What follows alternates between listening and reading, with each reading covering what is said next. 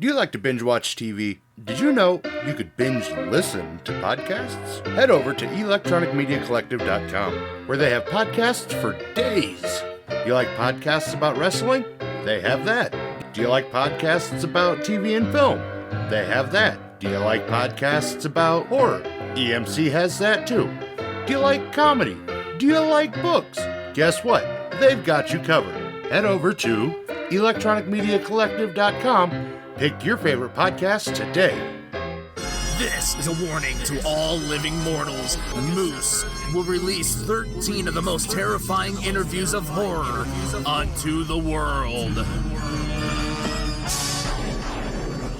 Welcome back, Horror Hounds, to another installment of the 13 Horrifying Days of Christmas. I'm your host and gift giver, Moose, and joining us today to talk about her career and newest movie is rising star, the lovely Lydia Manson. Thank you. I think you're being a very complimentary with that, but thank you. Well, I mean, just off the bat, I've been following you for a while, and you're definitely on the right track.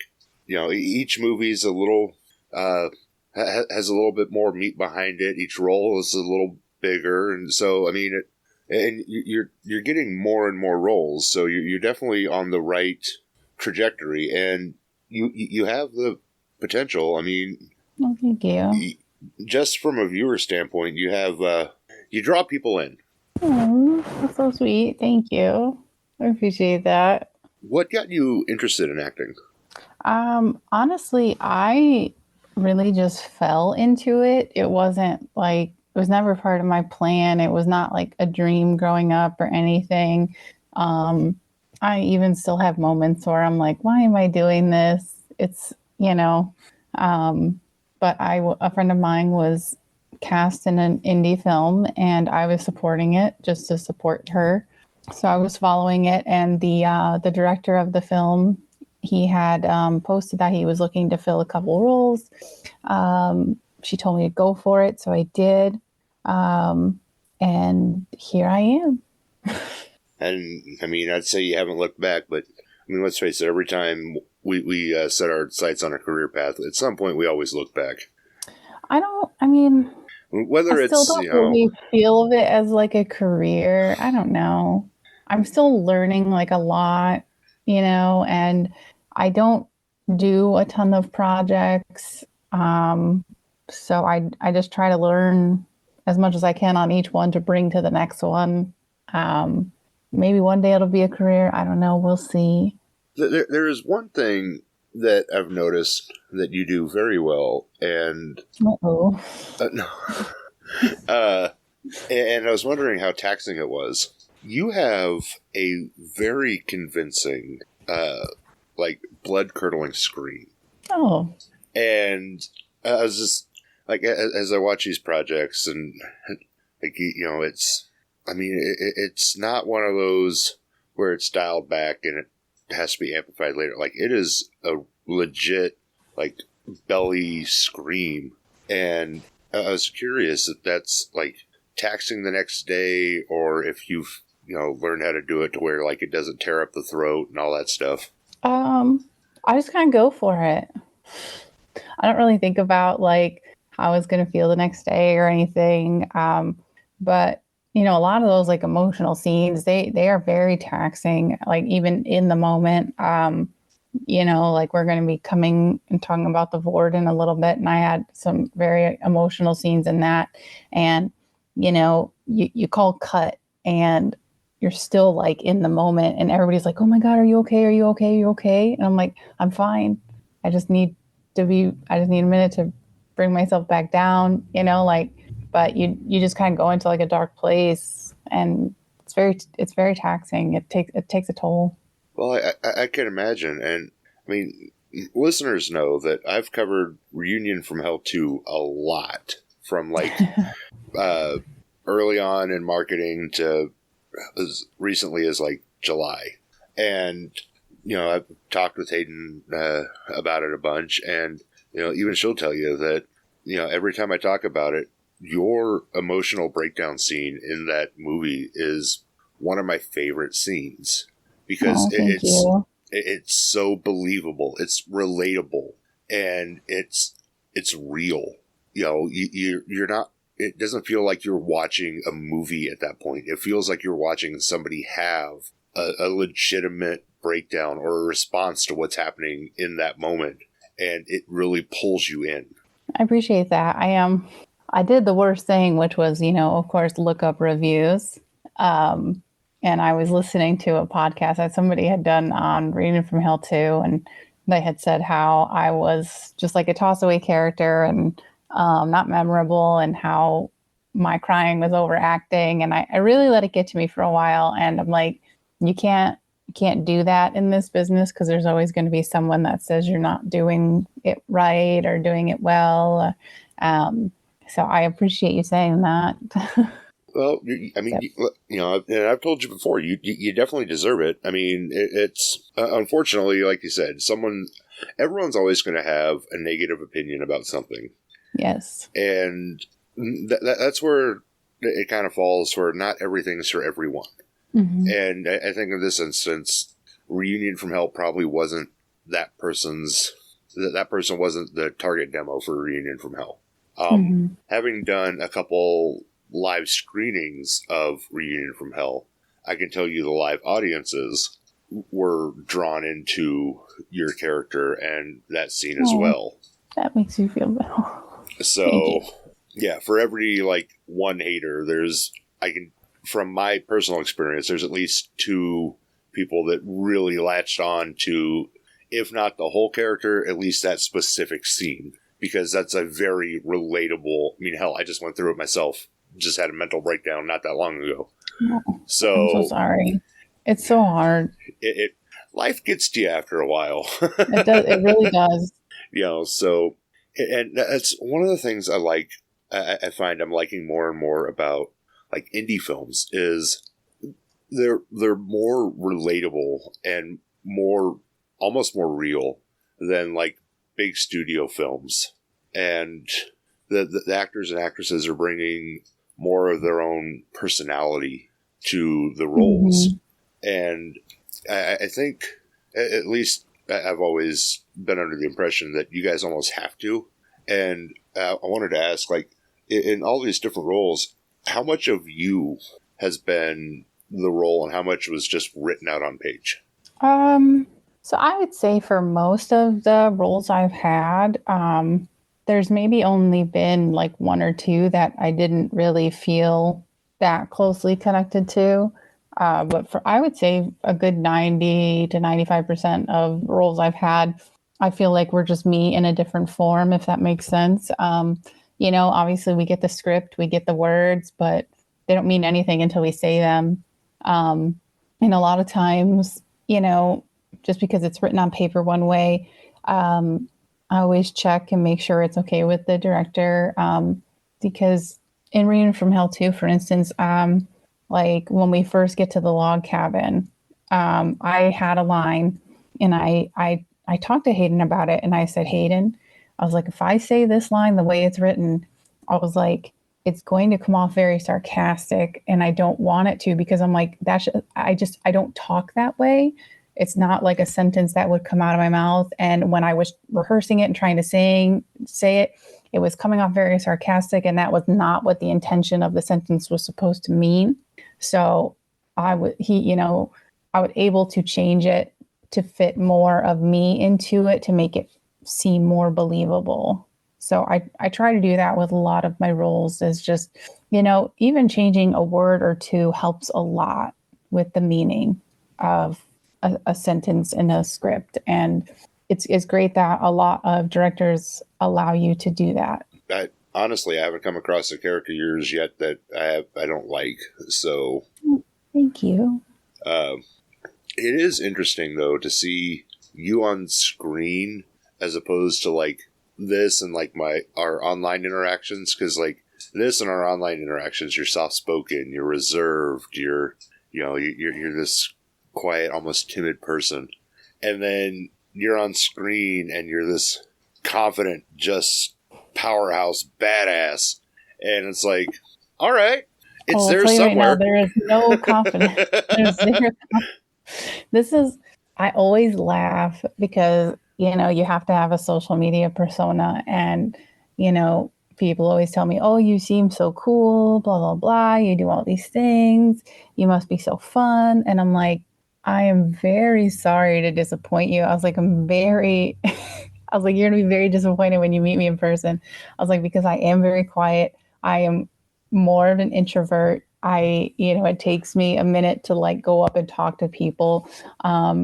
Even Tom D'Amico, I've been in 2 shorts of his, and we talk all the time about different projects we're working on and things we want to do. And he always laughs at me because when we would be like filming and stuff, something as simple as like I go into a store and if I'm looking for something in particular and they don't have it, he laughs at me because I'm like, I have to buy something because if I leave and I don't have anything, they're going to think I'm stealing and I can't have that.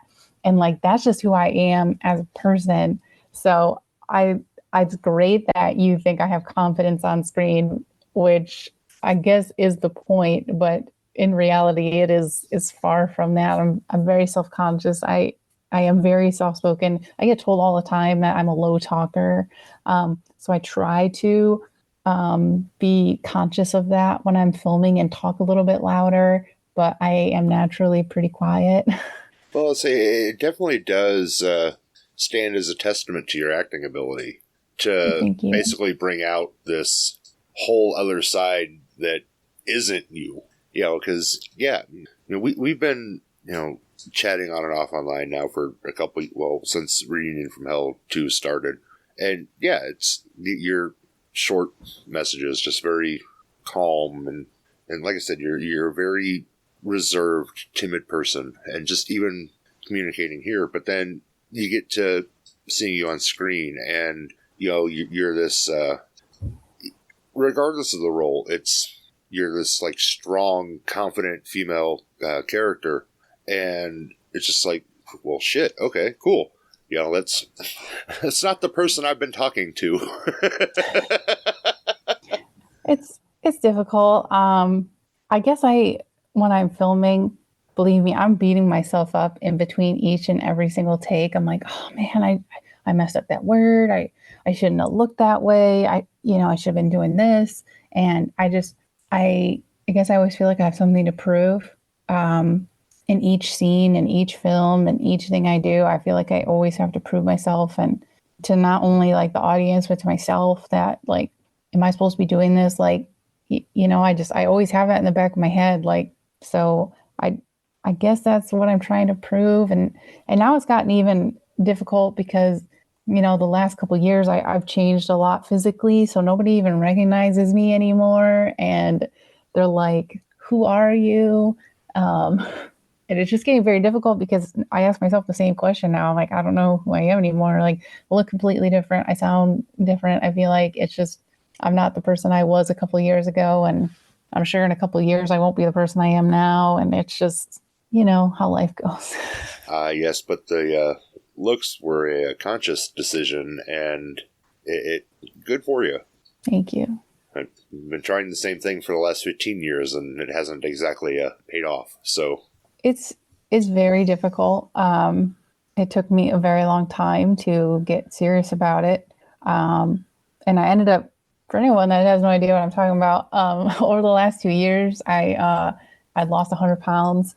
And, it started with, I was counting my calories and making sure I was doing my protein, solely focused on that. And then, I had lost like 70 pounds and it didn't really look that different. Like nobody had really said anything, which was fine. Like, but, I was doing it for myself. And then the last like 20, 30 pounds, I was like, oh man, like how crazy would it be to lose 100 pounds. Right. So then I started like getting in my head about it. And I'm like, I need to just lose this. And I got very unhealthy about it. And I I had started at 248. I ended up getting down to 136. And it got to the point where I was literally just not eating. And everybody's telling me, oh my God, you look so great. You look amazing, blah, blah, blah, all this stuff. And I'm just like, if they knew like what I was doing just to keep this up, like literally not eating for a couple, and it's just terrible. And I finally, started eating again, trying to get back on track. And I put some weight back on to get in a more healthy space. And I'm just trying to maintain it now. But it's one of the most difficult things is getting started and just staying with it. It's so difficult. I say it's definitely not an exaggeration when they say that a diet's a lifestyle change. It's not just as simple as, oh, I'm going to change what I'm eating. I tell people that all the time. They're like, oh, I'm going to go on a diet. I'm like, no, you're not going to go on a diet. I was like, because if you go on a diet, you're going to fail. I was like, you need to have a lifestyle change. Everybody's like, oh, I'm going to cut out sugar. I'm going to do keto. I'm going to do paleo. I'm going to do this one. I'm going to do this diet. And I'm like, no. I'm like, you don't have to do that. I'm like, when you cut out entire food groups, I'm like, you're going to end up binging and you're going to end up in the exact same position that you are. And you're going to feel even worse about it because you're going to think, oh, I put in this work and I just failed. I tell people, I'm like, you need to figure out your maintenance calories. All you got to do is go to the TDEE calculator. That'll give you your maintenance calories. You subtract 300 to 500 calories from that. And that's what you eat per day. Whatever you want to eat, as long as it fits in those calories, you will lose weight, because losing weight is as simple as calories in versus calories out. That it is a scientific fact. That's what it comes down to. Some people have struggles with other things, yes, but that is what it is. As long as you keep your calories in check, you will lose weight. You know, it's the biggest. Everybody like, I work out. That's great, and it's I love the phrase, you can't outrun your fork. Because it doesn't matter how much effort you're putting in the gym. If your diet is not good, it doesn't matter. And people are like, oh, well, I worked out. I burned an extra 300 calories, so I can go eat that. I can go eat that now. No, that's not. Food should not be a reward. And it took me a very long time to realize that, because I'm like, oh, if I lose 15 pounds, then I can go and I can have this. But it's like, no. Because then I'm constantly in the mindset that food is always a reward. And I finally had to get to the point where I'm like, food is here for me to live. And I had to get past that, past that I enjoy it and all that stuff. Because it was affecting my health. I was very unhealthy. Not that I'm healthy now, because I'm still dealing with the issues I created for myself, and I'm rambling and I'm sorry. I don't even... People are probably going to turn it off right here. Listeners of this show know that it's a very open forum. And one of the things that we focus on are the guest stories. And it's part of your story. You set out to make that lifestyle change. And we as people do, ended up overindulging the wrong way. Mm-hmm. And now you're reeling it back. It happens. Did you get your goal? Yeah, you just overdid it. Mm-hmm. And it's going to take a little bit to dial back in. And it's part of your story. It is. You have to own it. And somebody listening to this might be going through the same thing, and they'll learn from it. So it's one of the things I like about how I do this show is I always, like I said, I run it as an open forum. All mm-hmm. stories are welcome, because who knows what the listener's going through, and what nugget will help somebody who's going through something. Mm-hmm. And as you were talking about the food reward system, it hit me that we as people treat food and money the same. Well, especially calories and money. It's, I burned extra calories so I can eat extra food. Mm-hmm. I just got this bonus. I can go spend more money. That's not how we should be reacting as, because that's exactly how we end up broke and in debt or overweight and out of shape. It's very correlative. Mm-hmm. It's interesting how the human mind works. Isn't it? And then you lose the weight, and then you realize, you always hear like body dysmorphia, and you're like, But I'll tell you, that MFer is real, and it is a son of a bitch. It is probably the most difficult part of the journey. It can definitely it can be bothersome. It can. But let's jump into the new movie, The Vord. Yes, The Vord. Well, streaming world. Yep. Well, I don't know if it's streaming worldwide yet, because I have had a few people from the UK reach out, ask it, and they haven't been able to. I apologize. But Right now, it's available on Fandango, which used to be Vudu, Amazon Prime. You can rent or buy it on YouTube, Google. So a few different places that you can see it now. So if you watched it, I appreciate that. Thank you so much. Fun movie. I mean, two and spots are hard to follow, Yes. but overall, really good. I mean, I have the script and I still am like not fully aware of some things. So that just it's some if you like movies where you have to pay attention and like are picking up details, this is the movie for you. This is definitely a movie where you almost have to hyper focus, because if you get distracted a little bit, you're gonna get lost. There's a couple weird time. There's like I think 3 weird time jumps in the movie. And I was like, oh shit, this is happening. Okay, and then kind of caught on that. Yep, nope, need to definitely pay attention. All right. So we, because if you notice, technically all of my scenes are essentially like flashbacks. Yes. And, you start out with these 2 brothers fighting, almost a Cain and Abel story, except it's over a girl. And somehow that was I will tell rough. you an interesting little tidbit. I was originally supposed to play that girl. I was only as Tove. Wow. That was the character I was supposed to play. And 2 weeks before filming, something happened to the first I was supposed to play Katrina, and the direct switch. And now this is 2 weeks before cameras roll. And I was like, no, the role of Tove, she doesn't have like maybe a line, but that was pretty much it. And now I go into, not that it's a huge role, but it's an important role and I was like, okay. I'm like, so fun little tidbit. So definitely. And then, you play this, not a good mom, but a trying mom. Mom who's trying to figure things out. As I say, I thought she was doing the right thing. As I say, she's trying to figure out what's best for her, best for her kid. And it's kind of caught between religions. So I guess a normal mom. And this whole chain of events in motion for the rest of the movie. And what's fun is we get to see you run this like range from scared to overconfident to angry to depressed to, I think you hit just about every possible emotion in this film. And that was much. Thank you. Interesting character to play. So what was it like on set? It was cold.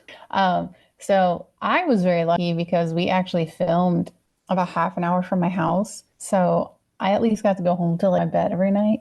But I live in like central, and we shot in March of 2023. So it's still pretty cold out. And I have a pivotal scene, which I won't spoil for anyone, that involves, an outdoor area of water, and it was freezing. Beautiful landscapes, MT, and I'm gonna butcher her last name, and I'm super sorry. She told me how to, and I'm still gonna say it wrong. Maliha, the director, she chose some great locations.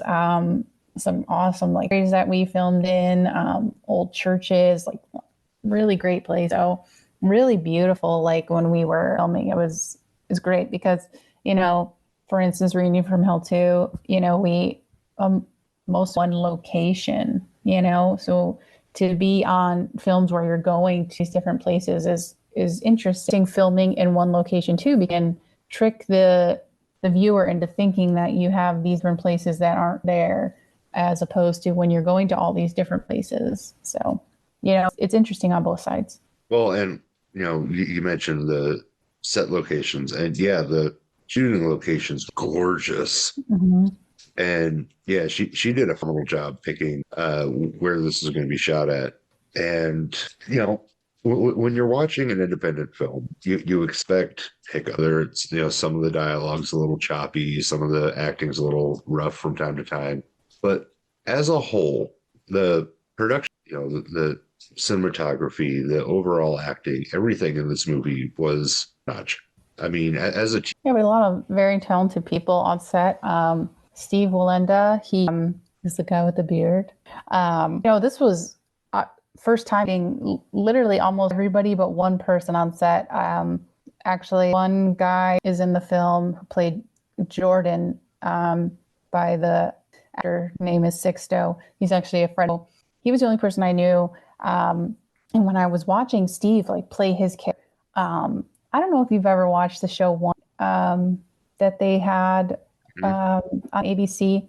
And I was looking at Steve and I was watching him and I was like, I asked him, I was like, have you ever watched this show? And he was like, no. And I was like, you remind me exactly of the character Rumpelstiltskin. Yes. From that show. And I was like bringing up clips on YouTube and showing him and telling him, I'm like, it's amazing to watch. Like, it was just awesome. It was, and that was really cool. And, I got to with Chico Mendez. He was in The Forest Hills, which was, Shelley Duvall's film. And we had, a very pivotal scene together. And, for me, I've noticed through films, there's not like a lot of, but Chico and I had gone off and we were over our scene. And I learned and I was so thankful that I had as a scene partner for that because I learned so much. And I'm very grateful for everything he helped me with that. So a lot of great people overall on, Scott Hand was the cinematographer. He did some great shots. So thank you for that. And just lots of great people overall. Watching Steve's character, definitely one of the highlights of the film. Mm-hmm. I told him, and I was like, "You in, bro." He brings so much energy to the scenes, and he didn't, and he doesn't believe it in himself. He wasn't thinking he was doing a great job, and I was telling him, I'm telling you, I think you're doing awesome. So I hope he realizes what a good job he done. So, listeners, you check out this movie. Steve's character is definitely one to watch. You'll know him. He pops up a lot, and he's like the devil there. Yeah, and God, he does so well, so convincing. Even I wanted to do what hell he was saying. I'm just watching the movie, So he definitely has that influential side that works. Yeah, he did an awesome job. It was great watching him play that character. And now every time I watch Rumpelstiltskin, I'm going to think of Steve, you know, and be like, you're on par, dude, with like this. And I wish I knew the actor who played him. I cannot think of it off the top of my head. And his was like critically acclaimed. So, I say they both have that. They both have that same like dark whimsy, and they bring an impish vibe to the character, and it's not the standard dark. It's more of an evil imp, and that just like a demonic character. He's like this guy who is stuck essentially in purgatory, and best way he can cope with. And that's how he deals with life. There's so much more I want to talk about on this movie, but I'll wait a few months.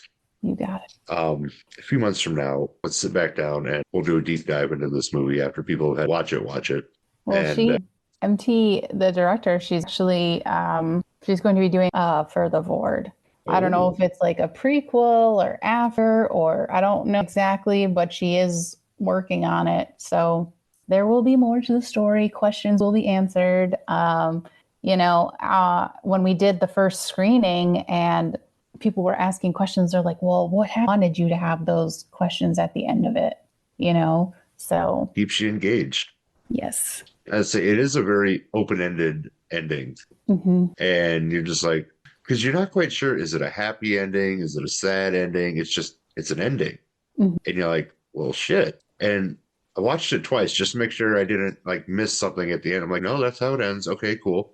And I was like, I really hope there's something more later because this ending is just so broad. It just doesn't close, There will be more.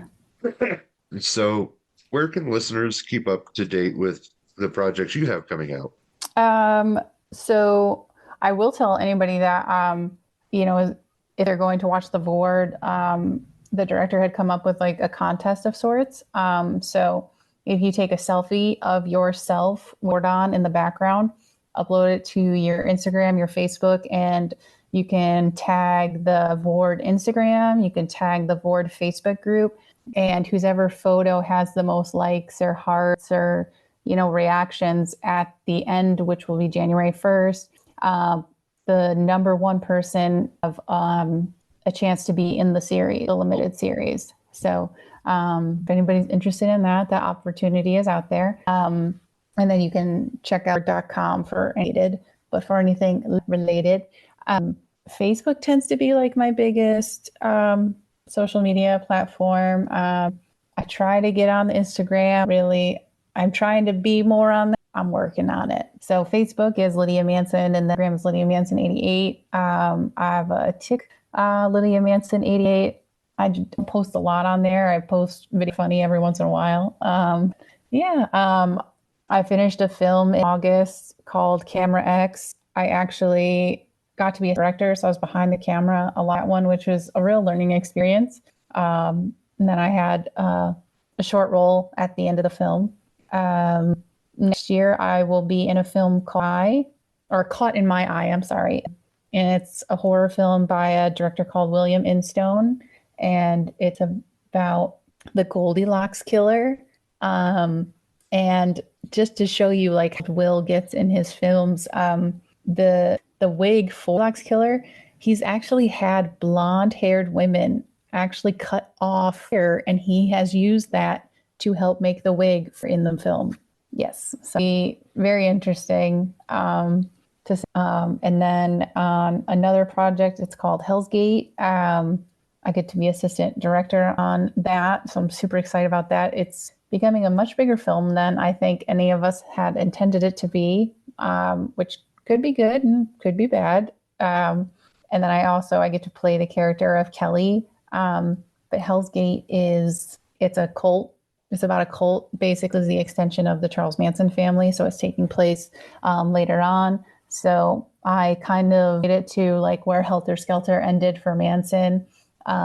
Hell's Gate kind of takes over for Keith, who is our a lot of crazy like fun things coming. Yes, the Vord is not really super, more like psychological. Gate will definitely be more of the gore horror that you're used to. It does have more of a story. I appreciate that. I like a storyline instead of just we're killing people. So that one is interesting. I love true crime and stuff, so that one has been interesting on behind the scenes right now. So fun things in 2025 to do. Very nice. Listeners, those links will be in the episode description. You can find me and other great podcasters over at ALECollective.com. Follow me over at Moose's Monster Mash on Facebook and Moose Media Inc. on YouTube. Lydia, this has been fun. Thank you for having me back. It's been a while. Thank you for thinking of me. And we'll, like I said, we'll definitely do this again where we can deep dive into the Vord. When one of the other projects drop, and we can talk about one of those. Like I said at the beginning, Rising Star. I'm definitely looking forward to what's coming. I appreciate that. Thank you. It truly means a lot. Thank you. Oh, you earned it. Check out the Vord. Check out her other projects. And come back tomorrow for another installment of the 13 Horrifying Days of Christmas. And until next time, Horror Hounds, mash on.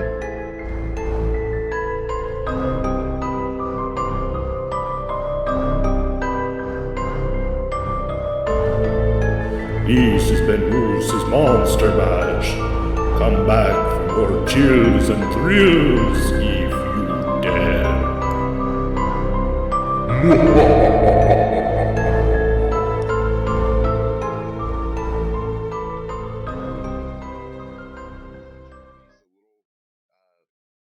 a little bit more meat behind it. Each roll is a little bigger.